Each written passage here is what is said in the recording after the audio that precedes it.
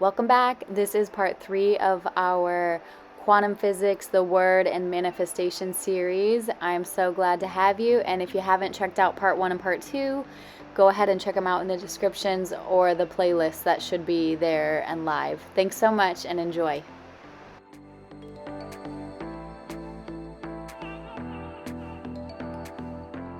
Some people, like myself and maybe a few others, they said, you know what?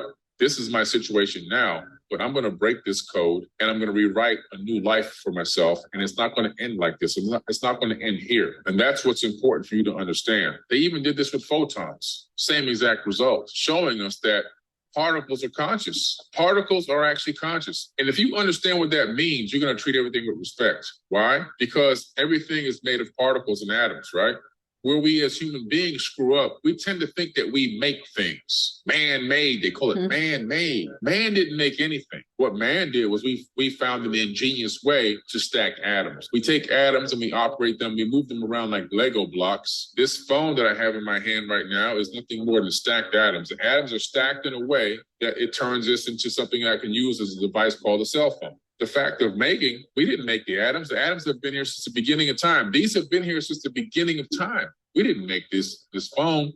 We stacked the atoms into a format that allowed it to become a phone. But what we did was... Real quick, pro tip, you can invite the infinite intelligence of the creator spirit to bring you ideas that would allow you to stack atoms in such a way that you would end up with the desires of your heart, whatever that might be. Just, it might be perfect freedom, it might be perfect health, it might be all the above, like financial freedom, enough time and space freedom to be able to do what you want, be happy, and experience peace with whatever circumstances come your way. And that's the beautiful thing, is once you start dreaming on all of these high levels and wondering, I wonder what that would look like, and you don't even have to sit and try and think of the idea. You can invite the idea, invite the wisdom, invite the knowledge to encounter you. And it's wild because it will come. First, we thought about the phone in our consciousness platform. So in the consciousness platform, the phone became real in a multidimensional. We took that multidimensional thought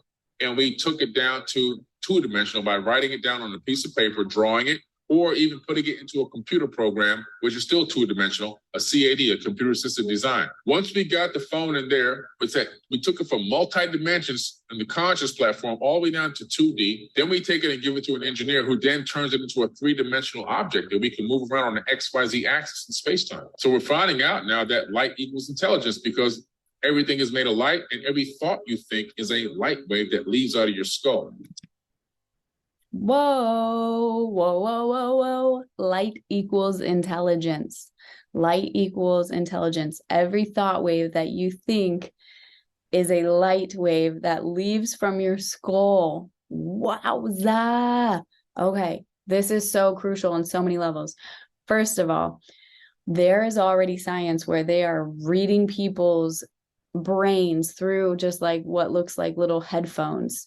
And they're already like launching this in the business world as a way to measure whether employees are focused or not. And they have this little corresponding scarf that's like, oh, your brainwaves are not being very active in the way that they're supposed to be. We're going to give you a little buzz to tell you that you're not focused. They're like, isn't that great?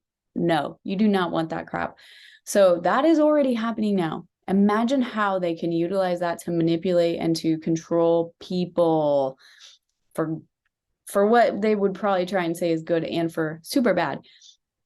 So now more than ever, it is crucial that we learn how to control our minds, be transformed by the renewing of your mind.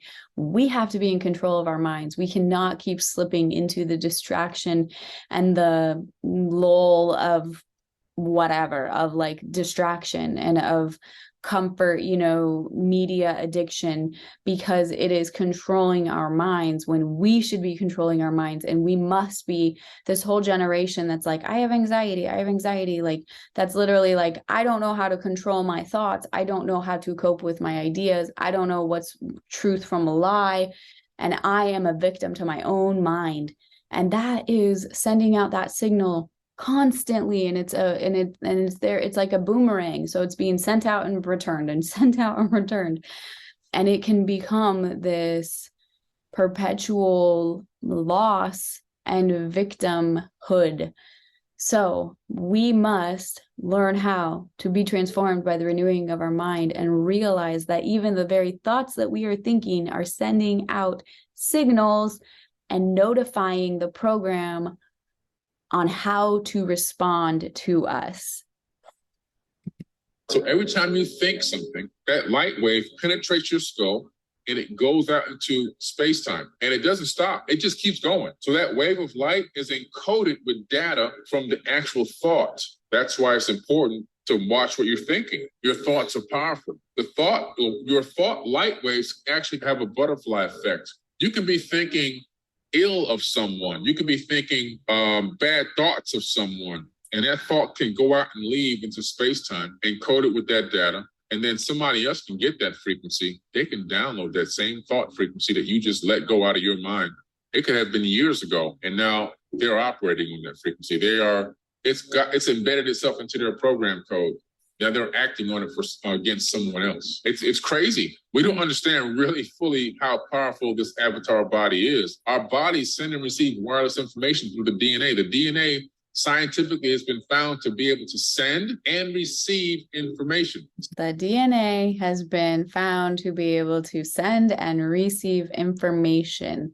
So when they're messing and wanting to get into people's DNA code, and we know that there are also little tiny microcomputer chips that are also accompanying that mix of concoction, we should be paying attention. Scientists took a gram of DNA, which is enough to put a drop on the tip of your finger. They were able to encode data onto the DNA. One scientist named George Church, he had an ebook with pages and graphics and everything in the ebook. He converted the ebook from zeros and ones into A's, C's, and G's, which is what DNA reads. Then he downloaded that book onto the DNA, stored it in a volume.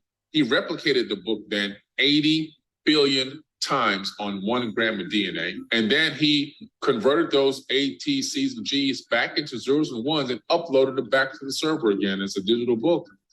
So we know that DNA stores information in the volume, and it can store digital information.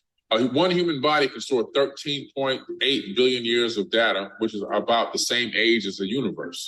So every single person is a walking storehouse of knowledge and information stored right inside of your body, right into the DNA. So all of that is so huge and heavy, and it's a little bit pressure filled, right? To realize that we are carrying around a universe and freaking billion years of DNA data, and no wonder we all have issues, right?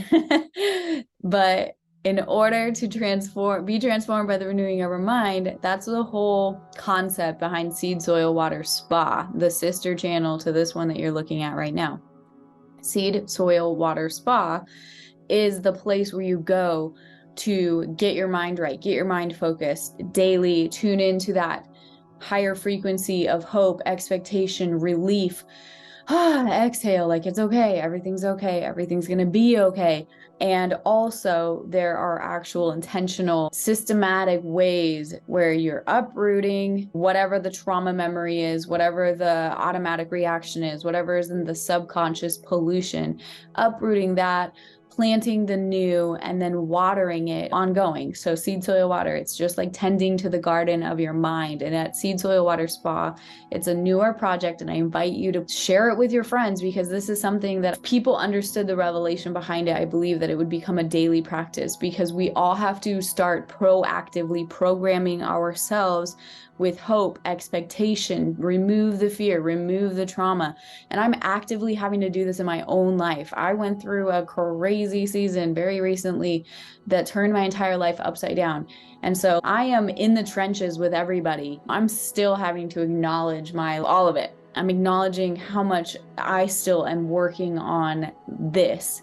But the fact that I'm here right now, and that I have the fullness of my mind, and that I am still moving forward, and I'm healthy and happy, and I'm proactive, and I'm motivated. And I don't know that without this information and without these applied principles that I would be where I am right now, considering everything that I just came through. It's just a matter of every single day, how much are you cleansing your polluted atmosphere and how much are you contributing to the pollution.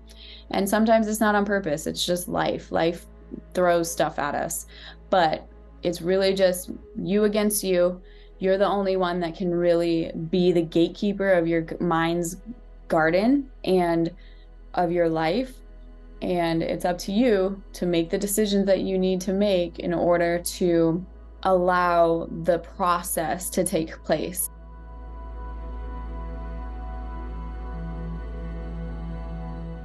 For example, my boys and I are happy and healthy and we are balanced and rooted. These are some of the things that I write in my scripting. And I would also just say things like, I am so grateful now that I have more than enough help with my boys, that they are prioritized and they are loved. Harmony guides our life. We have fun together and we enjoy our life and we enjoy how we spend our time. And we're surrounded with music and dancing and light and love and joy and peace and nature. And we love the adventures we go on. So those are the kinds of somewhat vague things that I write and then I allow, but that's pointing the electrons into the direction of what I'm saying. And I'm saying all of that with the root system of the word and the knowledge that he came to give exceedingly abundantly far above anything I can hope, think, dream, or imagine. And that greater is he who is in me than anything that's out in the world. Like all of that stuff, it's just the memra flow of the Holy Spirit. It makes all this possible. And I guess I've just gotten to the point where I'm done splitting hairs about whether it's possible or not. And I'm done splitting hairs about whether or not he's going to do it. And I've just come to decide he is. I've come to decide that he's already done it. And I've come to decide that I'm not going to be afraid about what I'm asking for because he's the God of the universe. And I think it's somewhat insulting when we say, well, don't ask for that because that's too much for him. So some of these things are very vague and quite simple, but it's amazing to watch the relationships in my life naturally rearrange themselves. And the ones that rise are the harmonious ones, and the ones that kind of fall away, I'm like, oh, interesting. I'm believing in the finished work. And that doesn't mean that we don't come against hardship. It doesn't mean that we're not living in this realm where we're surrounded by people who are still figuring all this out. So everybody's dealing with different levels of pollution and wounding and reactivity, and we're surrounded, you know, but like what I'm responsible for is my backpack, my life, my vessel, my experience, and my mind.